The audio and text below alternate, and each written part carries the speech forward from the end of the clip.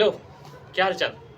थोड़ा एक लंबा गैप हो गया बीच में, पर हम लोग ऑप्टिक्स पढ़ रहे थे, लाइट के बारे में पढ़ रहे थे। लाइट रिफ्लेक्शन है, रिफ्रैक्शन। रिफ्लेक्शन वाला पोर्शन हम लोग ने खत्म कर लिया है। एक बढ़िया सा पोर्शन बचता है रिफ्रैक्शन के नाम से। रिफ्रैक्शन एक बहुत अच्छा फिनोमेनन, लाइट का एक बहुत अच्छा नेचर रिफ्रैक्शन, जो आपके क्लासिकल मैकेनिक्स से कि आप जो अब तक सुनते हुए आए हो कि लाइट हमेशा स्ट्रेट लाइन में, स्ट्रेट पाथ में ट्रेवल करती है, वहां से थोड़ा सा हटके होगा। ये रिफ्रैक्शन सीधा तो नहीं जाएगा, थोड़ा सा टेढ़ा जाएगा, और टेढ़ा जाएगा आपको परेशान भी करेगा। कौन? रिफ्रैक्शन। रिफ्रैक्शन के बारे में आप अब तक इतना सुन चुके हो कि जब भी लाइट रे एक मीडियम से दूसरे मीडियम में जाती है तो वो थोड़ा सा बेंड होती है। क्या होता है? बेंडिंग ऑफ लाइट होती है। अगर आप सब्जी वाले से भी पूछोगे तो वो भी बता देगा आपको रिफ्रैक्शन क्या होता है। बेंडिंग ऑफ लाइट होती है। लेकिन ये बेंडिंग हो क्यों रही है? एक मीडियम से जब लाइट रे दूसरे मीडियम में जा रहा है तो एक बेंडिंग क्यों दिखा रहा है? अगर ये हमारा मीडियम 1 और ये हमारा मीडियम 2, तो लाइट ऐसी आनी चाहिए थी, ये हमारी इंसिडेंट रे, और ऐसी सीधी चली जानी चाहिए थी, ये हमारी जो भी रिफ्लेक्टेड रे होगी, सीधी चली जानी चाहिए थी ना। उसको क्या जरूरत थी बेंडिंग दिखाने की? बेंडिंग क्यों होगी? तो यहाँ एक नॉर्मल का होता है 90 डिग्री पे, तो ये 90 डिग्री पे। अब ये जाना तो ऐसा चाहिए था, पर ऐसा जाएगा नहीं, ये बेंड होगा। डिपेंड करता है कि ये किस मीडियम से किस मीडियम में आ रहा है। अभी के लिए हम मान रहे हैं कि ऐसा ना जाके थोड़ा सा इधर बेंड हो गया, जाना ऐसा चाहिए था, थोड़ा सा नीचे की तरफ बेंड हो गया, ये कुछ ऐसा चला गया। ये हमारी इंसिडेंट रे थी, ये हमारी रिफ्रैक्टेड रे है। वहां रिफ्लेक्टेड था, अगर आपको याद हो रिफ्लेक्शन, तो ऐसा आ रहा था, ऐसा जा रहा था, ये मिरर था, यहाँ नॉर्मल बना रहे थे, ये रिफ्लेक्टेड था। इंसिडेंट रे, रिफ्लेक्टेड रे, ये इंसिडेंट रे, रिफ्रैक्टेड रे, आर है, आर एल नहीं है, रिफ्रैक्टेड रे। तो ये हो रहा है, क्यों हो रहा है? तो आप अगर डेफिनेशन पे जाओगे थोड़ा सा, bending of light when it enters from one medium to another medium of different optical density. एक टर्म आता है ऑप्टिकल डेंसिटी। अब ये कौन सी नई बला है? तो ये कोई बला नहीं, ये दुआ है। क्या है? दुआ है। ऑप्टिकल डेंसिटी मतलब, डेंसिटी तो आप जानते हो, डेंसिटी का मतलब कोई चीज़ कितनी घनी है, कितनी कठोर है, कितनी डेंस है। जैसे ये चौक ज़्यादा डेंस है और ये हवा कम डेंस है, तो आप ये जानते हो जिसमें एटम्स पास पास वो ज़्यादा डेंस। ये जो डेंसिटी हम लोग समझते हैं देख के, एटम्स के, मॉलिक्यूल्स के अरेंजमेंट के हिसाब से, पैकेजिंग के हिसाब से, वो हमारी मास डेंसिटी होती है। ऑप्टिकल डेंसिटी कहने का मतलब कोई भी चीज़ के अंदर से, कोई भी मीडियम के अंदर से लाइट कितनी आसानी से जा पा रही है, कितनी मुश्किल से जा पा रही है। अगर कोई ज़्यादा डेंस मटेरियल है, उसके अंदर से जाना थोड़ा मुश्किल होगा। जैसे कोई हवा है, हवा में से आप आसानी से जा सकते हो, पानी में चलना आपके लिए मुश्किल होगा। ठीक उसी तरह लाइट भी किसी एक मीडियम में आसानी से चल जाती है, और किसी एक मीडियम में उसको जाना मुश्किल होता है। मुश्किल होता है, उसी को कहते हैं ऑप्टिकली वो ज़्यादा डेंसर है। क्या है? अगर मुश्किल से जा रही है तो ज़्यादा डेंसर है, और अगर, हाँ बहुत बढ़िया, अगर वो आसानी से चल जा रही है तो उसको कह रहे हैं रेयरर है। कैसी है? रेयरर है। अगर लाइट रे मुश्किल से जा रही है, उसको ज़्यादा कठिनाई हो रही है, वो बहुत परेशानी से जा रही है, तो डेंसर है। कौन? वो मीडियम डेंसर है। और अगर आसानी से लाइट रे चली जा रही है उस मीडियम से, तो रेयरर मीडियम है।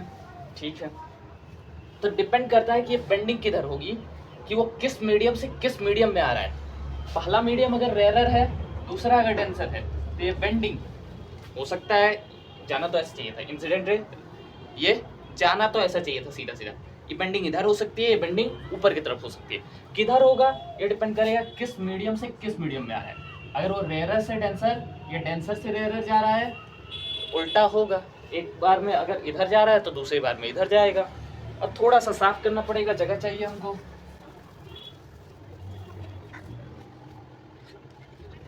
ऑप्टिकल डेंसिटी की बात कर रहे थे। ऑप्टिकल डेंसिटी कहने का मतलब कि कोई चीज़ डेंस है और कोई चीज़ रेयरर है। ये डेंस और रेयरर कहने का मतलब कि उसमें कितनी आसानी से जा पाएगा, कितनी मुश्किल से जा पाएगा, इसके बारे में बात कर रहे हैं। एक टर्म और आता है कि जिससे आप मेजर करते हो कौन ज़्यादा डेंस है, कौन ज़्यादा कम डेंस है। जैसे अगर आपको मटेरियल को मेजर करना है तो आप पैकेजिंग के हिसाब से कर सकते हो। कोई सॉलिड है, ज़्यादा पैकेजिंग होगी, ज़्यादा पास पैकेजिंग होगी एटम्स की तो ज़्यादा डेंस। कोई अगर एयर है, एयर यानी कि गैसियस स्टेट में है, तो उसके एटम्स दूर दूर, तो उसकी पैकेजिंग दूर दूर है, उस हिसाब से वो रेयर है, वो डेंसर नहीं है। यहाँ आप जिस डेंसिटी की बात कर रहे हो तो मास डेंसिटी है। मास डेंसिटी आप देख के पता कर सकते हो, मास डेंसिटी आप एटम से पता कर सकते हो। लेकिन ऑप्टिकल डेंसिटी लाइट को पास करके देखना पड़ेगा। लाइट को पास करके देखना पड़ेगा तो क्या होगा, लाइट अगर ये हमारा मीडियम 1 है, मीडियम 1 है कुछ भी, इसमें लाइट अगर ऐसे जा रही है और ये हमारा मीडियम 2 है, इसमें भी लाइट जा रही है, कैसे पता करोगे आप कौन से में ज़्यादा डेंसिटी है, कौन से में कम है। भाई अगर किसी में डेंसिटी ज़्यादा तो धीरे धीरे जाएंगे, कोई रोकने वाला, बहुत ज़्यादा एटम्स हैं, समझने के लिए बोल रहे हैं, बहुत ज़्यादा एटम्स हैं तो हम धीरे धीरे जाएंगे, कोई रोकने वाला बहुत है। अगर सामने रोकने वाले कम है तो हम तेज जाएंगे। किस में तेज जाएंगे, जो रेयरर होगा या जो डेंसर होगा। तो जो डेंसर होगा उसमें तो धीरे जाएंगे, जो डेंसर होगा उसमें हमारी वेलोसिटी थोड़ी सी कम रहेगी, और जो रेयरर रहेगा उसमें थोड़ी हमारी वेलोसिटी ज़्यादा रहेगी। इसमें हमारी वेलोसिटी ज़्यादा, डेंसर वाले में वेलोसिटी कम, रेयरर में वेलोसिटी ज़्यादा। अच्छा, वेलोसिटी कह रहे हैं या स्पीड कह लीजिए आप। और स्पीड, किसकी स्पीड, स्पीड ऑफ लाइट किससे दिखाते हैं हम, सी से। तो डेंसर मीडियम में स्पीड ऑफ लाइट कम हो जाएगी, रेयरर मीडियम में स्पीड ऑफ लाइट ज़्यादा हो जाएगी। अच्छा ठीक है, स्पीड ऑफ लाइट होती कितनी है, तो 3 × 10⁸ ये आप नर्सरी से पढ़ते हुए आए हो क्या, किलोमीटर पर सेकंड, ये आप नर्सरी से पढ़ते हुए आए हो। ये स्पीड ऑफ लाइट की बात कर रहे हैं कि स्पीड धीरे हो जाएगी, तेज हो जाएगी, कैसे पता कैसे चलेगा, किससे नापोगे आप। नापने के लिए एक टर्म आता है जिसके बारे में हम लोग आगे बात करेंगे, नाम है उसका रिफ्रैक्टिव इंडेक्स। क्या है, रिफ्रैक्टिव इंडेक्स। कई जगह हम लोग RI से लिखेंगे इसको, ठीक। कई जगह दिखाने के लिए हम लोग म्यू से दिखाएंगे, कुछ लोग N से दिखाते हैं, आप N से दिखा लीजिए, म्यू से दिखा लीजिए, जिससे आपकी मर्जी दिखा लीजिए। फॉर्मूला होता है इसका म्यू इक्वल में C/V, C/V। ये C और V क्या है, तो C स्पीड ऑफ लाइट है, C स्पीड ऑफ लाइट है, V क्या है, वेलोसिटी है लाइट की उस मीडियम में जिसमें वो जा रहा है।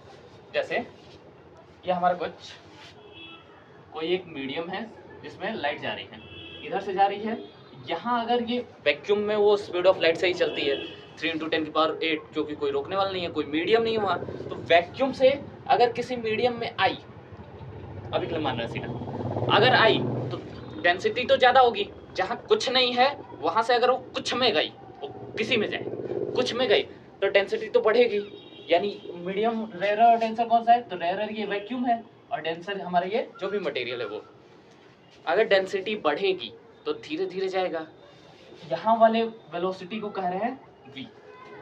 c क्या है, वैक्यूम में, v क्या है, इस मीडियम में स्पीड ऑफ लाइट, ठीक है। कैसे कैलकुलेट कैसे करेंगे, म्यू को C/V से, ये रिफ्रैक्टिव इंडेक्स है। रिफ्रैक्टिव इंडेक्स बता क्या रहा है कि इसमें कितनी डेंसिटी का डिफरेंस है, वैक्यूम में और इस मटेरियल में डेंसिटी का डिफरेंस कितना है, ये बता रहा है हमारा कौन, रिफ्रैक्टिव इंडेक्स, ठीक। अच्छा, ये बेंडिंग हो रही थी अभी देखे थे, अगर ये रिफ्रैक्टिव इंडेक्स ऐसा कुछ है, ये इंसिडेंट रे आई, ये हमारा ऊपर वाला मीडियम 1, नीचे वाला मीडियम 2, यहाँ कुछ हमारा नॉर्मल होगा, जाना इसको ऐसा चाहिए था, ये हमारी कौन थी, इंसिडेंट रे, जाना तो ऐसा सीधा चाहिए था। अगर ये रेयरर से डेंसर आ रहा है, कौन, ये इंसिडेंट रे रेयरर से डेंसर आ रही है, तो ये हमारी कुछ इधर की तरफ बेंड हो जाती है, किधर की तरफ, तो ये हमारा नॉर्मल वाली लाइन थी, नॉर्मल लाइन थी, जाना कैसे चाहिए था इसको, तो ऐसा सीधा, किधर बेंड हो रहा है, नॉर्मल के तरफ, किधर बेंड हो रहा है, जाना ऐसा चाहिए था, ये इंसिडेंट आ रही है, ऐसा जाना चाहिए था, किधर बेंड हुई, नॉर्मल के तरफ, इन नॉर्मल था, ये नॉर्मल था, नॉर्मल के तरफ, यानी टुवर्ड्स नॉर्मल।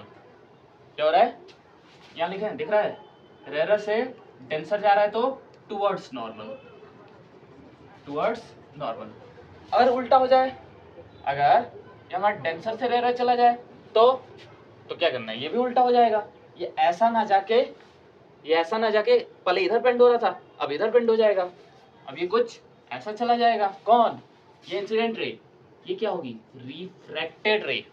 रिफ्रैक्टेड रे। अब क्या हो रहा है? डेंसर टू रेयर जाएगा तो अवे फ्रॉम नॉर्मल। अवे कहने का मतलब दूर होगा, अवे फ्रॉम नॉर्मल। तो ये बात थोड़ी सी कि ऑप्टिकल डेंसिटी के डिफरेंस की वजह से बार बार कर रहे हैं। ऑप्टिकल डेंसिटी और मास डेंसिटी में बहुत डिफरेंस है।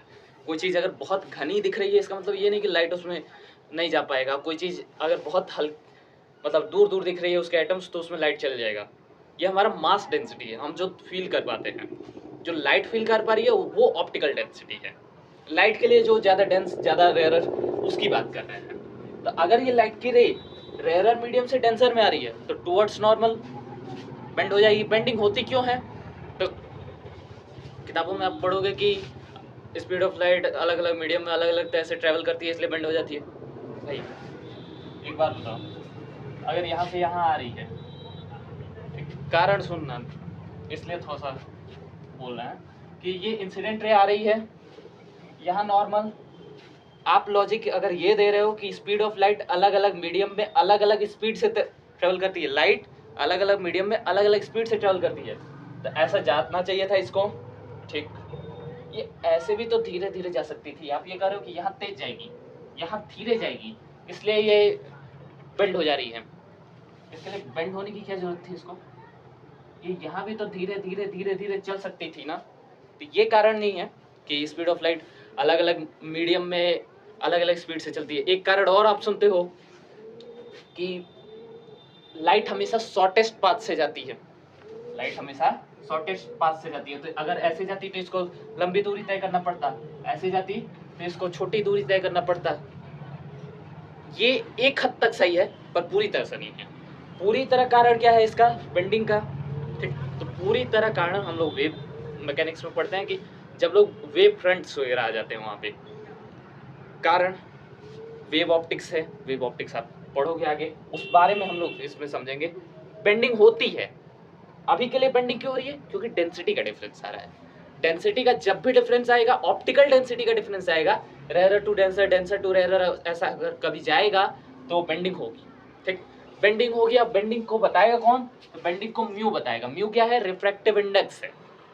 कैलकुलेट कैसे करेंगे? C/V से, और रिफ्रैक्टिव इंडेक्स पे अलग से पूरा लेक्चर आएगा। ठीक, तो अभी के लिए इसको छोटा ही रखते हैं। रिफ्रैक्टिव इंडेक्स की बात करेंगे, लेंस लॉ की बात करेंगे, आगे आगे बहुत सारी बातें अभी बाकी हैं।